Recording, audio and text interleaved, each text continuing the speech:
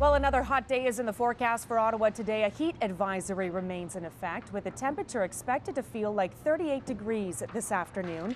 Public health urges you to drink plenty of fluids and avoid strenuous activity outdoors. It is 7:30. Good morning. Thanks for joining us today. Here's a look at our top stories this half hour. A Toronto police officer charged with second-degree murder in the shooting death of a young man will be back in court next month.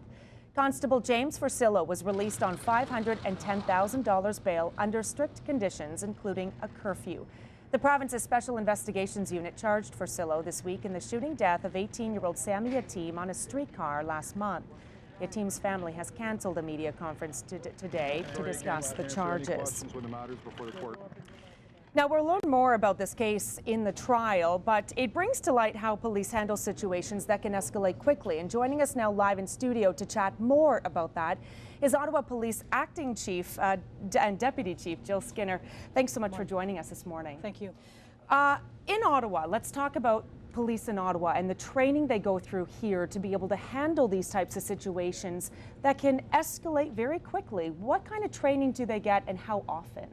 It's mandatory that officers are retrained every year, and they must qualify with use of force.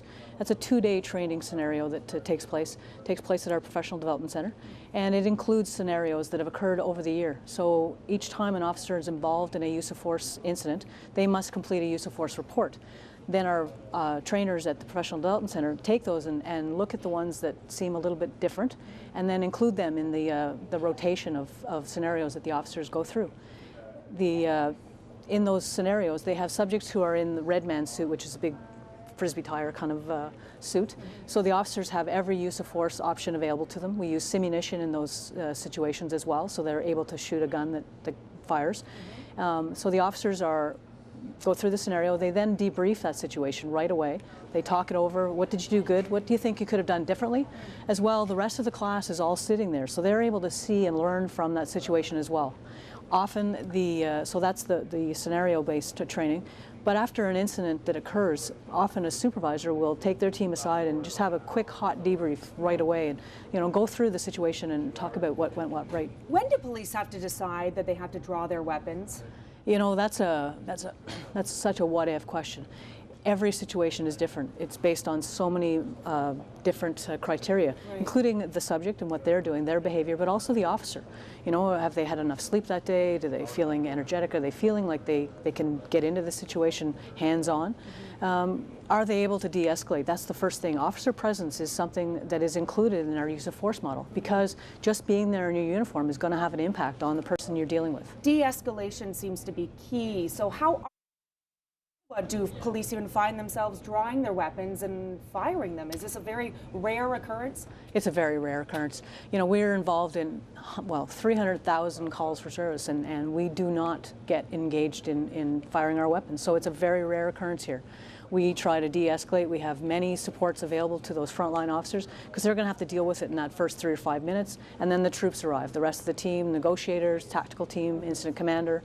So all those people are there to provide that support. We have a mental health crisis team who work with our Ottawa Hospital, supported by a doctor. So we have all those supports available once we're able to get them there. But it's that first 3 to 5 minutes where that officer is going to have to make those decisions. Those crucial decisions. Okay.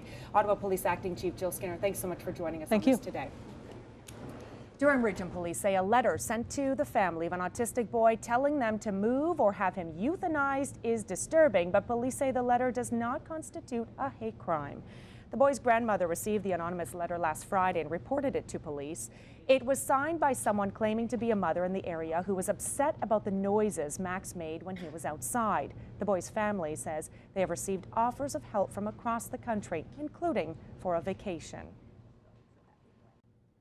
The search continues this morning for a missing 18-year-old girl in downtown Ottawa. Dina Ahmed was last seen around 9 last night in the area of Murray and King Edward Avenue. She stands about 5'3" and weighs 115 pounds. She was last seen wearing jean shorts and a black top. If you see her, you're asked to contact Ottawa Police. Well, there is still no sign of an Orleans man reported missing a week ago. 56-year-old Norman Savard was last seen at his downtown Ottawa office last Tuesday when he told co-workers he wasn't feeling well and was going home.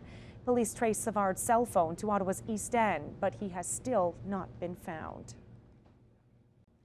Ottawa police have reopened their investigation into threatening letters delivered to dog owners in Orleans. At least 2 families who live in the area of 10th Line and Innes Roads received anonymous letters. It warned dog owners to keep their animals on a short leash and off a homeowner's property. Some neighbors believe the letter writer may be leaving poisoned hot dogs on roads and pathways for the dogs. Ontario's Privacy Commissioner says that the Ontario government misled the public about the ability to recover deleted government emails. Privacy Commissioner Anne Kavoukian was told deleted emails related to the cancellation of 2 gas plants were permanently deleted. But Kavoukian notes the Ministry of Government Services has since recovered 39,000 emails.